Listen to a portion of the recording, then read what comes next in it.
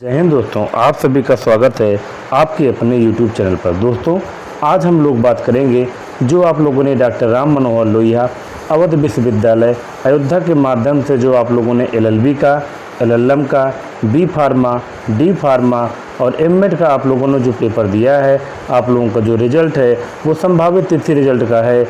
वो दोस्तों कितनी तारीख को आने की संभावना है, वो दोस्तों रिजल्ट का जो संभावना है वो इतना मान चलो, लगभग जो सूचना मिल रही है वो 25 जुलाई को आने की संभावना है।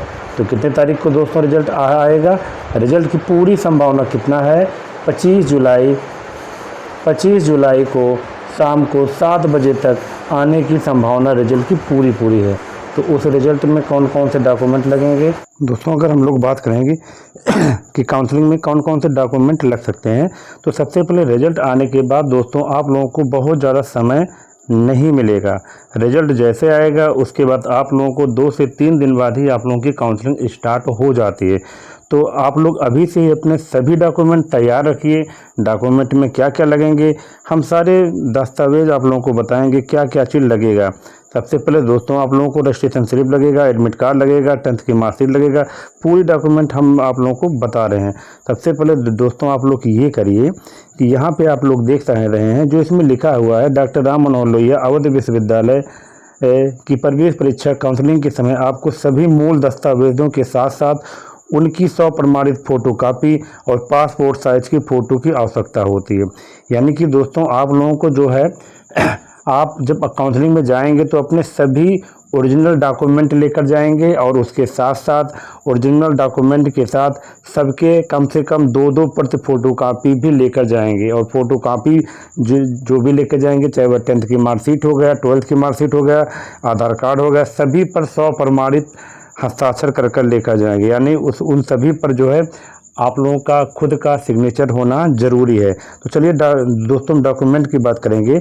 तो सबसे पहले यहाँ पे हम लोग देखेंगे प्रवेश परीक्षा का एडमिट कार्ड और स्कोर्ड कार्ड लेटर आप लोगों को जाना है। दोस्तों जो आप लोगों ने चाहे LLB का, LLM का, V फार्मा या D फार्मा का आप लोगों ने जो पेपर दिया था उसका एडमिट कार्ड आप लोगों को लेकर जाना है। और साथ में जो रिजल्ट आ जाएगा आप लोगों का, आपका कितना रैंक है, रैंक का लेटर भी आप लोगों को लेकर जाना है। और दोस्तों उसके बाद क्या लिखा है इसमें, ऑनलाइन काउंसलिंग का पंजीकरण फॉर्म। ये दोस्तों वहीं पर जब आप लोग एडमिट कार्ड डाउनलोड करेंगे, सॉरी दोस्तों, जब आप लोग अपना रिजल्ट डाउनलोड करेंगे तो वहीं पर नीचे दिया रहेगा। जैसे रिजल्ट डाउनलोड होगा आएगा हम आप लोगों को बता देंगे कि ऑनलाइन काउंसलिंग का पंजीकरण फॉर्म कैसे डाउनलोड होगा। और उसके बाद दोस्तों हम लोग क्या करेंगे, 10th की मार्कशीट हो जाएगा और 12th की मार्कशीट हो जाएगा और सर्टिफिकेट। 10th की मार्कशीट और 12th की मार्कशीट और सर्टिफिकेट दोस्तों आप लोगों को लेकर जाना है। और दोस्तों उसके साथ ही आप लोगों को स्नातक का जो मार्कशीट है वो आप लोगों को भी लेकर जाना है। चाहे वह BA का हो गया, अगर आप BA हैं तो BA first year, second year, third year, तीनों मार्कशीट की फ़ोटोकॉपी और ओरिजिनल डॉक्यूमेंट भी आप लोगों को लेकर जाना है। और दोस्तों साथ साथ आप लोगों को ट्रांसफ़र सर्टिफिकेट TC भी लेकर जाना है। अगर TC नहीं है तो TC के लिए भी आप शपथ प्रमाण पत्र दे सकते हैं, बाद में TC आप दे दीजिएगा। लेकिन अगर आप लोगों के पास TC है तो TC भी आप लोगों को काउंसलिंग में लेकर जाना है। और दोस्तों साथ साथ में आपको चरित्र प्रमाण पत्र लेकर के जाना है। आप लोगों का चरित्र प्रमाण पत्र भी आप लोग बनवा करके रख लीजिए। ये सारे डॉक्यूमेंट हम आपको बताएंगे। अगर मान लीजिए कोई डॉक्यूमेंट आपके पास नहीं है तो उसको भी हम बताएंगे कैसे आपके पास सारे डॉक्यूमेंट उपलब्ध हो जाएंगे। और दोस्तों उसके बाद हम लोग क्या करेंगे, मार्गदर्शन सर्टिफिकेट, यदि विश्वविद्यालय बदल रहे हैं तो। जैसे दोस्तों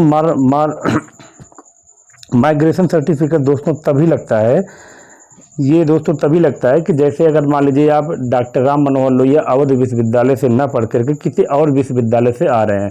मान लीजिए हम लोग आजमगढ़ यूनिवर्सिटी से अगर आप लोग आ रहे हैं, महाराजा सुहेल देव यूनिवर्सिटी आजमगढ़ से अगर आप लोग आ रहे हैं, या फिर इलाहाबाद यूनिवर्सिटी से आ रहे हैं, या फिर लखनऊ यूनिवर्सिटी से अगर आप लोग यहाँ पे आ रहे हैं डॉक्टर राम मनोहर लोहिया के माध्यम से LLB, LLM, V फार्मा या D फार्मा करना चाहते हैं, तो आप लोगों को माइग्रेशन सर्टिफिकेट भी दोस्तों लगता है। माइग्रेशन सर्टिफिकेट कब लगता है दोस्तों? जब आप विद्यालय बदल रहे हो, यानी कि महाविद्यालय बदल रहे हैं। और दोस्तों उसके साथ आप लोगों को क्या लगेगा? आरक्षण के लिए आप लोगों को जात प्रमाण पत्र। अगर आप जनरल कैटेगरी के हैं तो आप लोगों का जात प्रमाण पत्र नहीं लगेगा। अगर आप ओबीसी के कैंडिडेट हैं या एससी के कैंडिडेट हैं या एसटी के कैंडिडेट हैं तो आप लोगों को जात प्रमाण पत्र लगेगा। जात प्रमाण पत्र दोस्तों जो होता है वो लास्ट 3 साल का वैलिड माना जाता है। अगर आप ओबीसी कैंडिडेट है या फिर एससी कैंडिडेट है तो आपका अगर लास्ट 3 साल का जात प्रमाण पत्र रहेगा तो वो चल जाएगा। लेकिन दोस्तों यहाँ पे ध्यान दीजिएगा, जो सम्मान श्रेणी के कैंडिडेट हैं जनरल के, अगर वो ईडब्ल्यूएस श्रेणी के अंतर्गत आते हैं तो उनको ईडब्ल्यूएस सर्टिफिकेट भी लेकर के आना है। लेकिन जो ईडब्ल्यूएस सर्टिफिकेट है वो पिछले सत्र का नहीं लगेगा। ईडब्ल्यूएस सर्टिफिकेट जो है वो 2026-2027 संस्करण का ही होना चाहिए। दोस्तों ईडब्ल्यूएस सर्टिफिकेट के लिए आप लोगों को हम फिर से बता दें कि ईडब्ल्यूएस सर्टिफिकेट में जो आप लोगों का रहेगा वो 1 अप्रैल कब का बना रहना चाहिए? 1 अप्रैल 2026 के बाद का बना होना चाहिए। यानी कि अगर आप लोगों का 31 मार्च या 1 फरवरी या फिर 24 जनवरी का है तो ये आपका ईडब्ल्यूएस सर्टिफिकेट नहीं लगेगा। अगर आप लोगों का दिसंबर का भी है तो भी नहीं लगेगा। आप लोगों को यहाँ पे साफ आप लोगों को बता दें, ईडब्ल्यूएस सर्टिफिकेट जनरल कैंडिडेट के लिए वो कब का बना होना चाहिए? 1 अप्रैल 2026 का बना होना चाहिए। तो ये आप लोगों को जात प्रमाण पत्र में लेकर के आना आवश्यक है। उसके बाद आय प्रमाण पत्र के लिए दोस्तों, ये आय प्रमाण पत्र की अभी कोई आवश्यकता नहीं है। ये छात्रवृत्ति और शुल्क में जब छूट की आवश्यकता रहेगी, छात्रवृत्ति के समय आप लोगों को आय प्रमाण पत्र की ज़रूरत रहेगी। वैसे अगर अभी आपके पास है तो अभी आप लेकर के जा सकते हैं, लेकिन अगर नहीं है तो कोई परेशान होने की ज़रूरत नहीं है दोस्तों। उसके बाद आप लोगों को यहाँ पे निवास प्रमाण पत्र डोमिसाइल सर्टिफिकेट लेकर के आना होगा।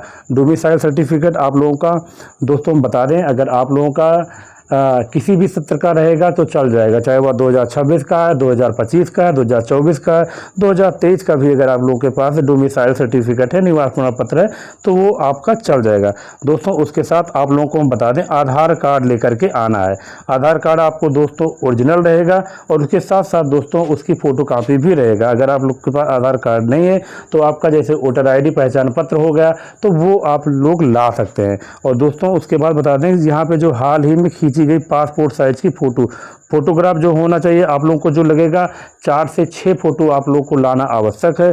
और वो जो रिसेंटली फ़ोटो रहना चाहिए, मतलब 3 महीने के अंदर का फ़ोटो खींचा रहना चाहिए, वही आप लोगों को लगेगा। तो दोस्तों ये हुआ आप लोगों का काउंसलिंग में इतने डॉक्यूमेंट आप लोगों को लगेंगे। तो दोस्तों आप लोग अभी से ही अपने सभी डॉक्यूमेंट बना करके रख लीजिए, क्योंकि काउंसलिंग जैसे रिजल्ट आएगा उसके बाद आप लोगों को मात्र 2 से 3 दिनों में आप लोगों की काउंसलिंग स्टार्ट हो जाएगा। तो आप लोगों के पास ज़्यादा समस्या होगी कि इतनी जल्दी आप लोगों के पास अगर डॉक्यूमेंट अभी बना के नहीं रखे हैं तो बनवाने में उस समय प्रॉब्लम क्रिएट हो सकता है। तो दोस्तों अगर आप लोगों को कोई भी समस्या है तो आप लोग हमसे पूछिए। आप लोग दोस्तों हमारे इस चैनल को सब्सक्राइब करिए और हमारे टेलीग्राम चैनल से आप लोग जुड़ जाइए, क्योंकि जैसे ही रिजल्ट आएगा सारी जानकारी हम रिजल्ट का उसका PDF आप लोगों को रैंक वाइज हम अपने टेलीग्राम चैनल के माध्यम से भेज देंगे। आप लोग हमारे टेलीग्राम चैनल से उसको देख सकते हैं। और दोस्तों उसके बाद काउंसलिंग में क्या क्या डॉक्यूमेंट लगेगा ये भी आप लोगों को हमारे टेलीग्राम चैनल के में PDF मिल जाएगा। और काउंसलिंग में कितने रैंक से कितने रैंक तक कितने तारीख को बुलाया जाएगा, सारी जानकारी आप लोगों को हमारे टेलीग्राम चैनल पर उपलब्ध रहेगी दोस्तों। तो आप लोगों को हमारे टेलीग्राम का लिंक आपको हमारे डिस्क्रिप्शन में भी मिल जाएगा और इस वीडियो के कमेंट बॉक्स में पिन किया हुआ है, आप लोग वहां से भी हमारे टेलीग्राम चैनल से जुड़ सकते हैं। दोस्तों अगर आप लोगों को कोई भी समस्या हो तो आप लोग हमसे बेधड़क पूछ सकते हैं। हम आप लोगों की कोशिश करेंगे आपकी सभी समस्याओं का सॉल्व करने का। धन्यवाद।